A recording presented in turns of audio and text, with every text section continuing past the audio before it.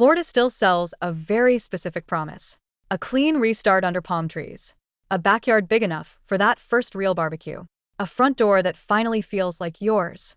And for a first-time buyer, that promise still hits hard because it feels like the place where adulthood, stability, and sunshine all come together at once. But in 2026, Florida can also be one of the hardest places in America to begin. Not because homes disappeared, not because the dream itself is gone, but because the true cost of ownership has become a moving target, and first-time buyers are the ones standing closest to the blast zone when that target moves. The first shock is the monthly payment. Even when prices wobble or flatten, the payment can still feel punishing. The second shock is the hidden stack behind the payment. Insurance renewals that jump when you least expect them. Property taxes that reset after the sale. HOA dues that quietly rise year after year.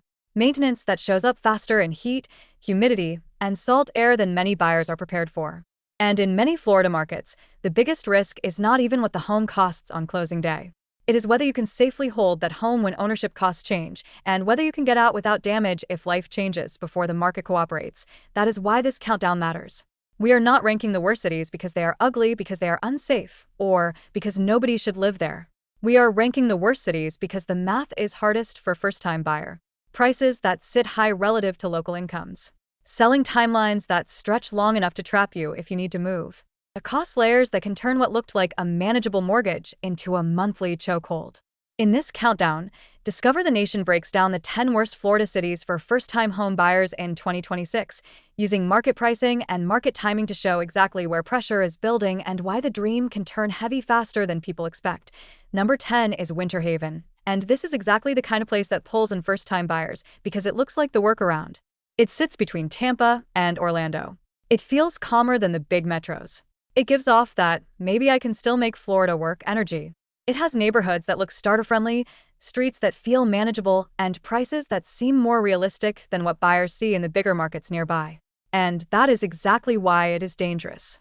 Winter Haven looks like the safe entry point, but in 2026 it is one of those places where the sticker price can trick you while the full ownership cost tightens quietly in the background. What gets buyers here is not always the number they sign for. It is what happens after the closing table. The payment looks fine when the lender runs the model. Then escrow gets recalculated. Taxes adjust. Insurance renews. A modest HOA increase lands on top. And suddenly the number you thought you were buying into is not the number you are actually living with. If rates stay elevated, refinancing is not some guaranteed escape hatch.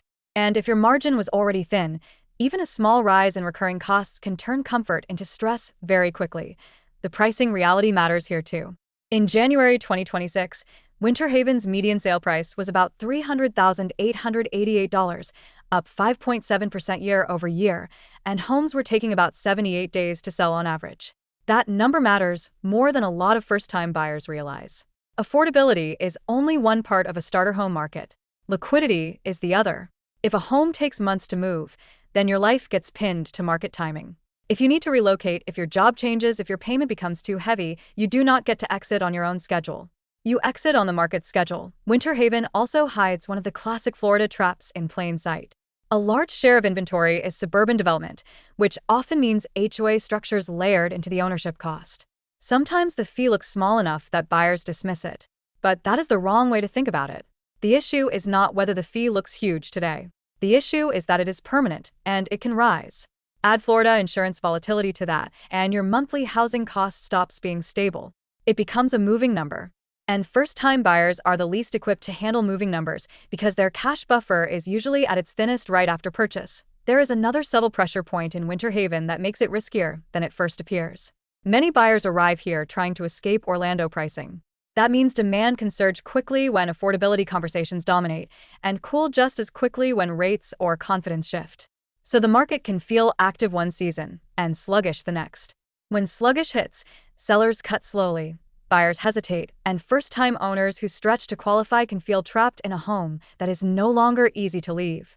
Winter Haven is not a disaster market. It is worse than that for a first-time buyer. It is a market that looks easy right up until the full math shows up. Number 9 is Pensacola, and this one surprises people because it does not fit the usual expensive Florida stereotype. It is in the Panhandle. It has beaches. It has military presence. It has long been framed as more affordable than the southern half of the state. That relative affordability creates a false sense of safety. buyers look at Pensacola and think they are avoiding the Florida extremes. But for a first-time buyer in 2026, Pensacola can still be a rough entry because prices have climbed, selling timelines have stretched, and coastal ownership risk in Florida never stays quiet for long. This is also a market where the details matter more than the listing. Roof age matters. Wind mitigation matters. Deductibles matter. A house that looks like a deal can become expensive the second an insurer demands a newer roof or a different policy structure. First-time buyers also tend to underestimate utility and upkeep costs in older homes, especially when they are focused on the purchase price. And if the plan is to convert the home into a rental later, restrictions can show up after the fact in ways buyers did not budget for or think through up front. In January 2026, Pensacola's median sale price was about $355,000, up 7% year over year, with homes taking around 103 days to sell on average. More than 3 months. That changes the psychology of the first purchase. When listings sit longer, negotiations drag out, seller expectations stay sticky, and buyers feel pressure to compromise just to close something. That is not a great environment for first-timers who need clarity and margin, not a drawn-out process that slowly pushes them toward concessions. Pensacola also has a split inventory problem that makes it harder than it looks. Some homes are older and seem attractively priced until the inspection reveals major systems nearing the end. Other homes are newer and cleaner, but once you add HOA structures and higher base pricing, the monthly ownership burden rises fast. The trap here is relative affordability.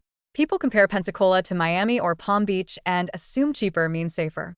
But safer for a first-time buyer is not just about being cheaper than a more expensive city. It is about whether local incomes can support ownership and whether the market is liquid enough to let you out when you need out. A 103-day timeline is a reminder that exit risk is real. And when you are paying mortgage, taxes, insurance, and maintenance while waiting, exit risk becomes financial pressure very quickly. Number 8 is Palm Coast, and Palm Coast sells a version of Florida that sounds almost custom-built for a first-time buyer. Quiet streets, space to breathe, coastal living without the South Florida frenzy. It feels like the place where you can finally slow down. And that is why it pulls people in. But in 2026, Palm Coast is one of the worst places for a first-time buyer because it pairs coastal cost risk with a market pace that can trap you if you bought with thin margins and expected the home to carry you upward quickly. In January 2026, Palm Coast's median sale price was about $358,500, basically flat year over year, down about 0.42%, while homes were taking about 77 days to sell on average. Flat prices and longer days on market sound, at first, like a buyer-friendly setup. Less frenzy, more negotiating room, maybe a calmer entry. But for a first-time homeowner, that kind of market can create a different problem. If your value is not moving up much but your ownership costs are, then the experience becomes a grind. You are carrying the home without getting much early equity momentum in return. Palm Coast is also fully inside the Florida insurance reality.